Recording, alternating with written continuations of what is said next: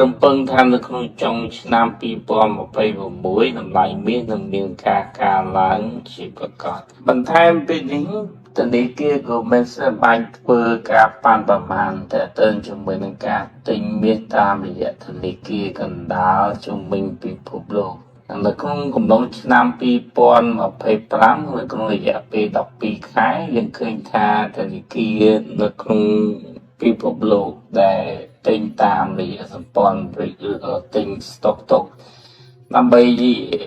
ជាគោលនយោបាយរូបិយហិរញ្ញវត្ថុថ្មីស្របពេលដែលមានការបារម្ភពីការធ្លាក់ចុះនៃប្រាក់ដុល្លារហ្នឹងគេមើលឃើញថាមានខ្លាយទៅជាទ្រព្យបំរុងថ្មីរបស់បណ្ដាប្រទេសទាំងឡាយដែលព្រួយបារម្ភអំពីសេដ្ឋកិច្ចរបស់ខ្លួនការប៉ាន់ប្រមាណថ្មីដែលទៅជាមួយនឹងការទិញមាសនៅក្នុងឆ្នាំ2025នៅក្នុងរយៈពេល12ខែគេរកឃើញថាជាមធ្យមនៅក្នុងមួយខែធនាគារកណ្ដាលជំនាញពិភពលោកទិញមាសប្រមាណជា50តោនហើយនៅក្នុងខែមករាតែឯងនៅក្នុងដើមឆ្នាំ2025ការទិញចូលមាសនឹងមានរហូតដល់66តោនឯណោះតួលេខនេះធ្វើឲ្យ Goldman Sachs គាត់បានព្យាករណ៍បន្ថែមទៀតថានៅក្នុងឆ្នាំ2026តួលេខនៃការបន្ថែមមាសស្របទៅតាមគោលនយោបាយហិរញ្ញវត្ថុរបស់ធនាគារកណ្ដាលដែលនឹងបន្ថែមមាសរបស់ខ្លួនស្មើនឹង40%នៃទុនបំរុងនៅកម្រិតល្បឿននៃការទិញមាសប្រចាំខែអាចនឹងក្នុងប្រមាណ60តោននៅក្នុងមួយខែពេញមួយឆ្នាំ2026នេះគឺជាអ្វីជាលទ្ធផលដែលមានការវាស់ស្ទង់តាមបណ្ដាធនាគារហើយជាចំណាប់អារម្មណ៍ថ្មីមួយទៅលើតម្លៃមាសនិងការវិវត្តនៃភូមិសាស្ត្រនយោបាយដែលគេរំពឹងថាមាននៅក្នុងថ្ងៃអនាគតបើទោះបីជានិន្នាការនៃហិរញ្ញវត្ថុនៅក្នុងពេលបច្ចុប្បន្ននេះស្ថិតនៅក្នុងនិន្នាការនៃការដំឡើងអត្រាការប្រាក់មាននៅក្នុងថ្ងៃអនាគតនឹងការឡើងលើសពីតម្លៃរបស់វានៅក្នុងពេលបច្ចុប្បន្នខ្លាំងសូមបញ្ជាក់បងប្អូនថាការប៉ាន់ប្រមាណរបស់ Goldman Sachs គឺពឹងផ្អែកទៅលើទិន្នន័យរបស់គយចក្រភពអង់គ្លេសទៅលើទីផ្សារជួញដូរមាសដែលមានការទិញចេញនិងការទិញចូលនិងការបញ្ជាក់អំពីការទិញចេញចូលតាមបណ្ដាប្រទេសនីមួយមានតែជាមួយនឹងកំណត់ត្រានេះបើយើងមើលមែនតើខុសគ្នាតែមួយនេះគឺប្រទេសចិននៅពេលដែលមានការទិញមាសពីបណ្ដាប្រទេសផ្សេងឬក៏ពេញពីធនាគារពេលខ្លះទិន្នន័យមួយចំនួនមិនបានប្រកាសទេមិនដែលបើសិនយើងនិយាយពីទិន្នន័យក្រៅប្រកាសគេរំពឹងថាការទិញមាសតាមរយៈធនាគារកណ្ដាលជុំវិញពិភពលោកនោះគឺវាលើសពី60តោននៅក្នុងមួយខែបើផ្អែកទៅលើការវិភាគការផ្លូវការសម្រាប់យើងដែលគាត់ទិញមាននៅក្នុងតម្លៃថ្លៃខ្ពស់តម្ដងជាមិនបារម្ភទេព្រោះតម្លៃមាសមិនអាចបាក់ធ្លាក់ទៅក្រោយទេប្រសិនបើធនាគារកណ្ដាលជុំវិញពិភពលោកនៅតែជ្រើសរើសមាសជាទ្រព្យបំរុងសម្រាប់កិច្ចអំពីការដាក់ទណ្ឌកម្មសេដ្ឋកិច្ចការបង្កសាច់ប្រាក់ការស្ថិតនៅក្នុងភាពតានតឹងនៅភូមិសាស្ត្រនយោបាយឬក៏ឈប់ពឹងផ្អែកទៅលើគោលនយោបាយ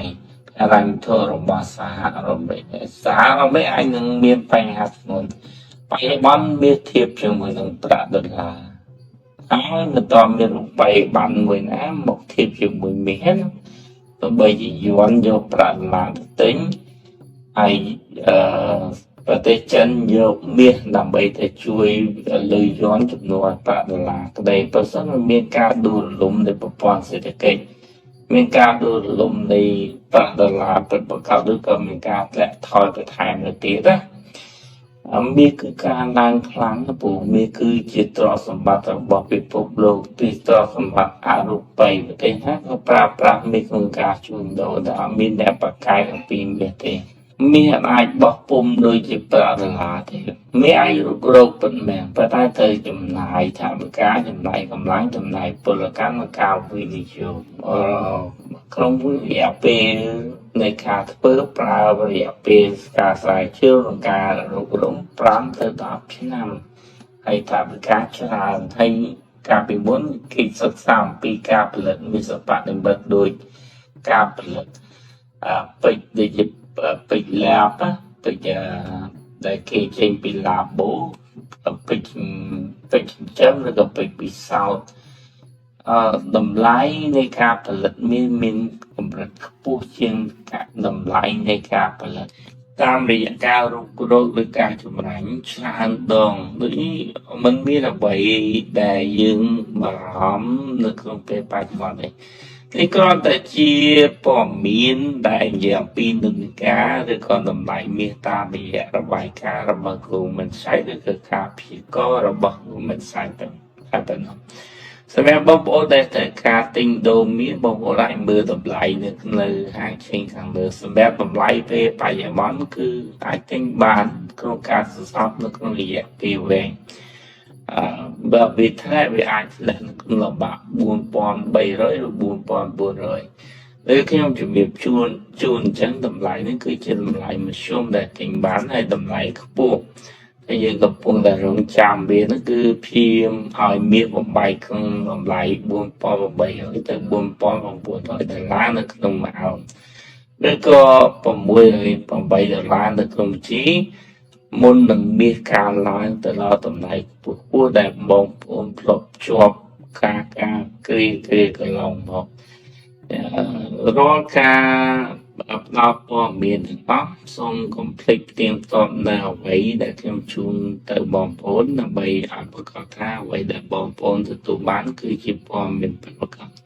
សូមស្វែងរកបន្ថែមហើយការនិយាយរបស់ខ្ញុំមិនមែននឹងមានការបង្ការជំរឿនមានការជួញដូរលក់មាសតាមរយៈ Forex ណាមួយនោះទេគឺការសន្សំមាស physical មាសដុំនៅក្នុង